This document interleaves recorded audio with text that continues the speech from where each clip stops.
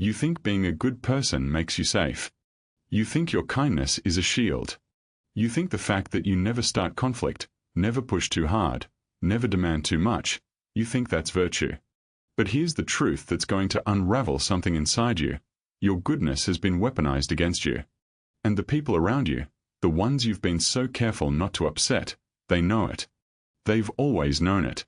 The moment you made being liked more important than being respected, you handed someone else the controls to your life. And you didn't even feel it happen. Once you see this, you cannot unsee it. What I'm about to show you isn't motivation. It isn't self-help. It's a surgical examination of the mechanism that has been quietly draining your power for years. By the end of this, the version of you that needs approval to act, that softens every edge to keep the peace, that confuses weakness with morality, that version dies.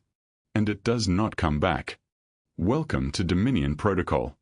Let's establish what we are actually dealing with here. Because the enemy isn't external. It's not the people who took advantage of you. It's not the environments that underestimated you.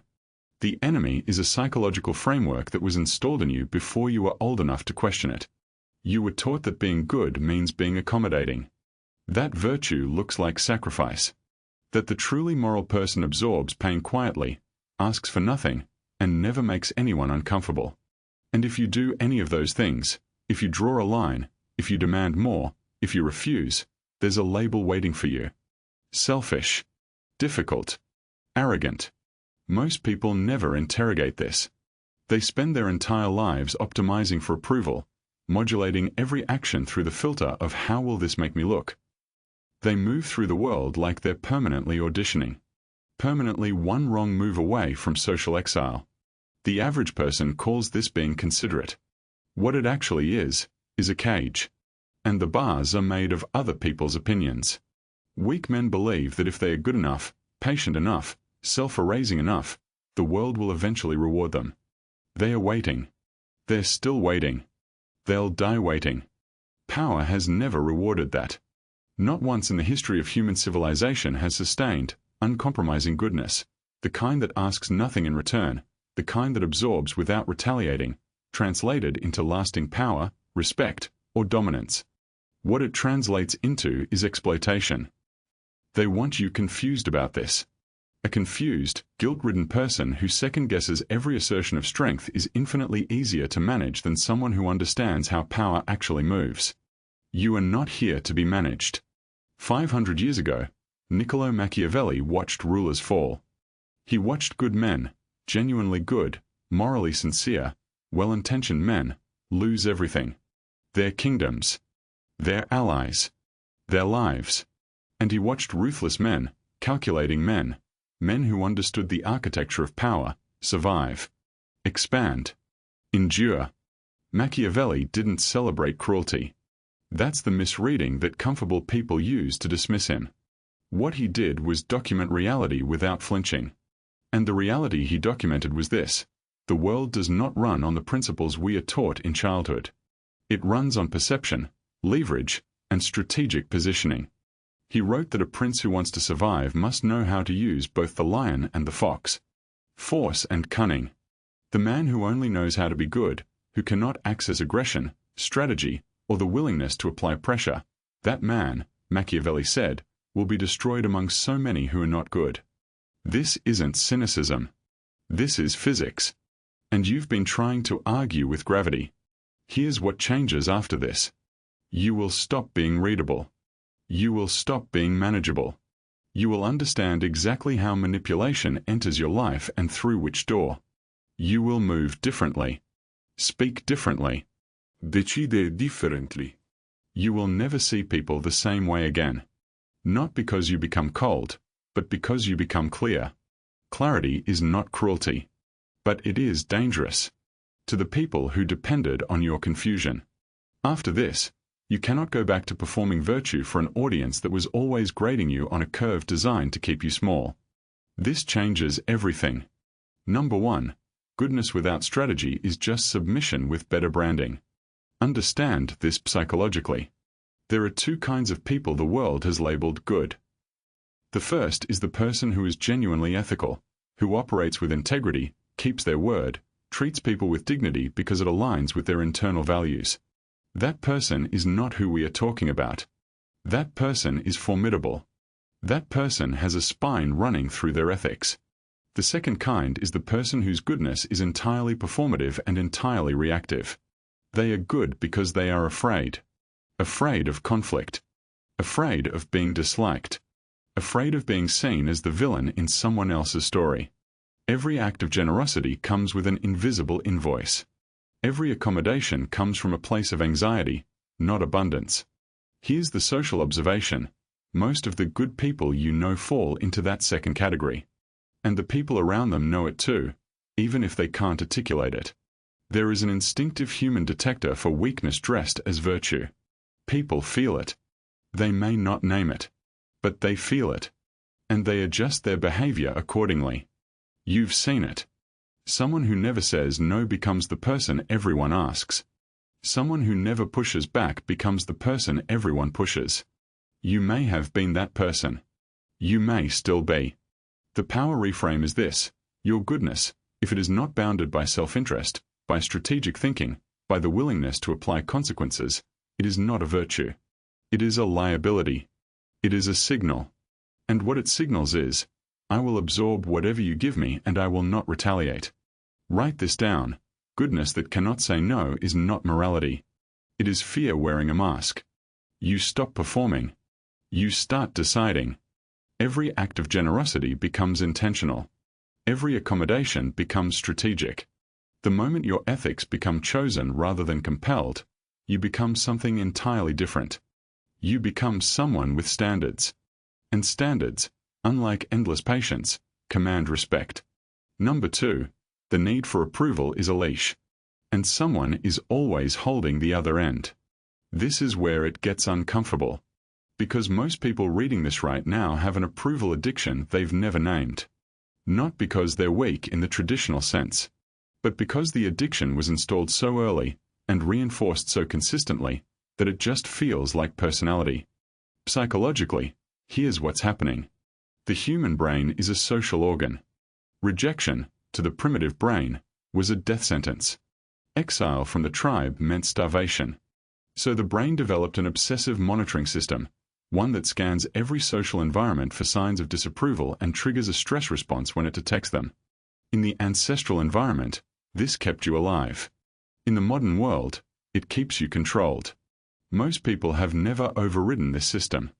They don't even know it's running. They just feel inexplicably anxious when someone seems displeased with them. They feel a compulsive need to explain themselves, to smooth things over, to make the tension go away. And here's the brutal part. The people who understand this, consciously or not, use it. Every time they withdraw approval, they trigger that stress response. Every time they offer approval, they create relief. And you, the person wired for acceptance, start organizing your behavior around their emotional thermostat. That is a leash. It doesn't look like one. It feels like caring about your relationships. It feels like being a good friend, a cooperative colleague, a considerate partner. But if you cannot act against someone's preferences without feeling like you've done something wrong, they own you. Quietly, completely, and without a single act of overt coercion. Short scenario, you have a decision to make. A real one, one that matters to you. And before you make it, before you even fully process what you want, your mind is already running the calculation. How will this land? Who will be disappointed? What will they say? You make the safe choice. The one that keeps the peace. You tell yourself it's because you value harmony. But the truth you won't admit at 2 a.m. is that you made that choice out of fear.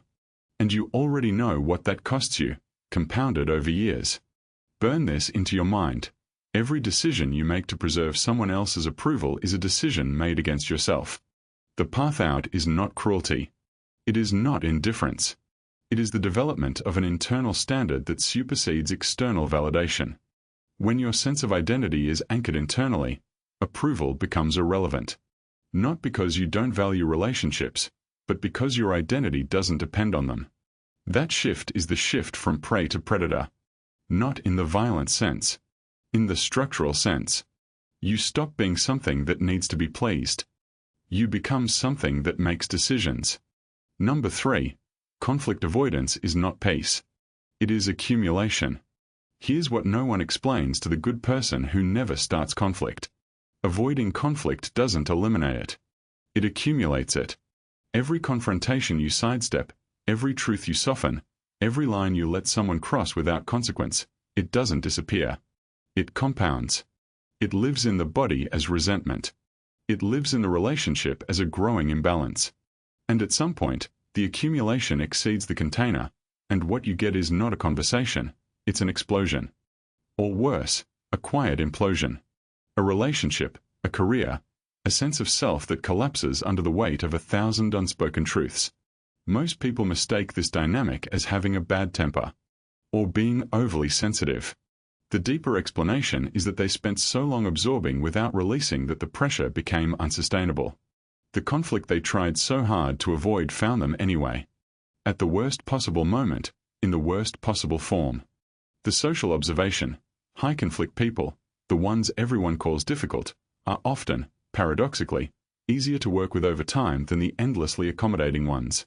Because with the difficult person, you know exactly where you stand. There are no hidden scores being kept. No resentments building beneath the surface. What you see is what you get. That's a form of integrity that the perpetually agreeable person rarely possesses, despite the branding. Power reframe: the willingness to create friction, controlled, deliberate, strategic friction, is a form of respect. For yourself and for the other person. It says, I take this interaction seriously enough to engage with it honestly. It says, I will not pretend. The person who never disagrees, never pushes back, never draws a line, they are not being kind. They are being absent. And eventually, everyone around them feels it. Comment: I choose truth over comfort.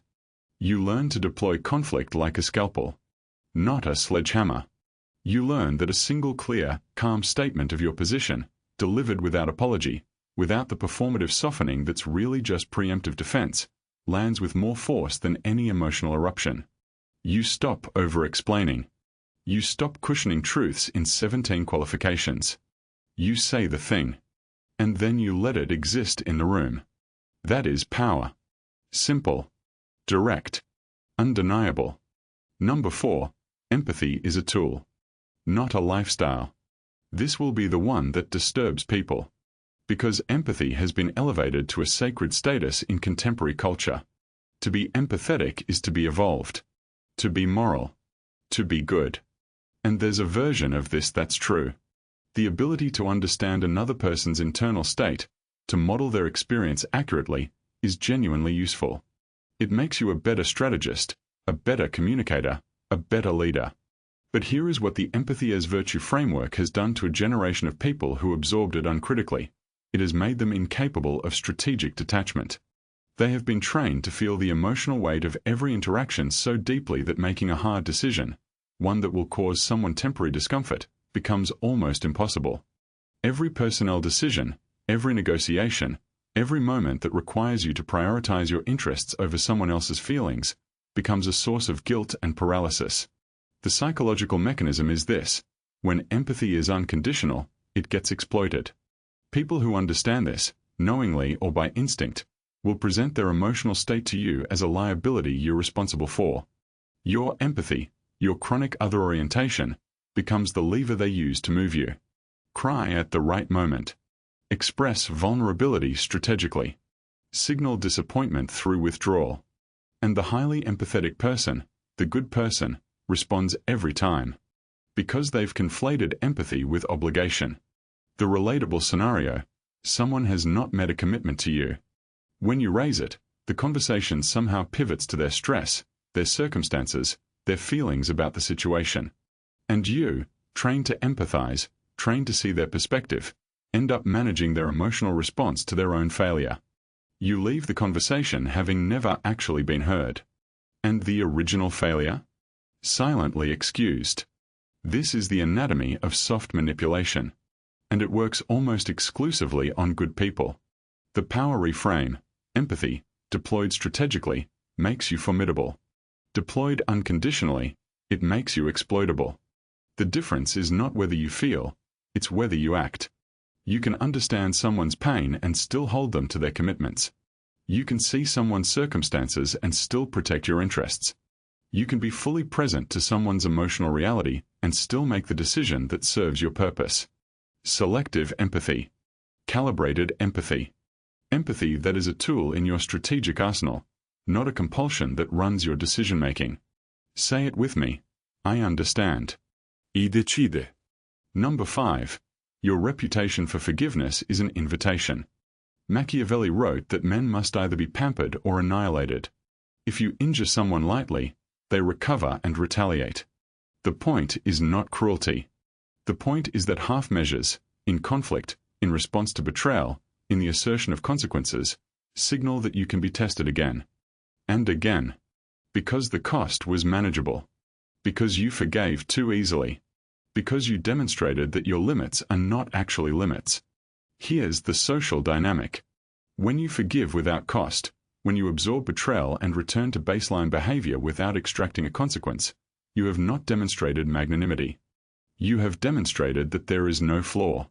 You've shown people that the downside of crossing you is your temporary displeasure, followed by your eventual accommodation. That is not forgiveness. That is permission. And people, being the strategic creatures they are, will use it.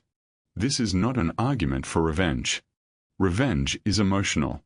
It prioritizes the satisfaction of retaliation over strategic outcome. This is an argument for consequence architecture. When someone costs you something, time, resources, trust, opportunity, there must be a recalibration. Not necessarily a punishment, but a change. A structural change in how you engage with that person. A reduction in access. A withdrawal of investment. Something that makes clear, through behavior rather than words, that the dynamic has shifted. Most good people are terrified of this. Because consequence architecture feels like cruelty. It feels like holding a grudge. But here's the reality. When you fail to implement consequences, you are not being forgiving. You are being dishonest. You are pretending the interaction didn't cost you what it cost you. You are performing equanimity you don't feel. And the other person, on some level, knows it. They just also know that you won't act on it. Burn this into your mind. People don't respect what they can't lose. Your forgiveness only has value if it is selective. If it is rare. If it is earned. A forgiveness that is automatic, that is guaranteed regardless of what someone does, is not a gift. It's a policy. And policies don't command respect. They get exploited. Number 6. The performance of humility is the subtlest form of self-destruction. There is a version of humility that is genuinely powerful. The person who is secure enough in their capability that they have nothing to prove. Who can acknowledge error without collapsing. Who doesn't need external validation because the internal accounting is settled. That person's humility is a form of dominance. It unnerves people because it offers nothing to attack. And then there is the performance. The compulsive minimizing of your own contributions.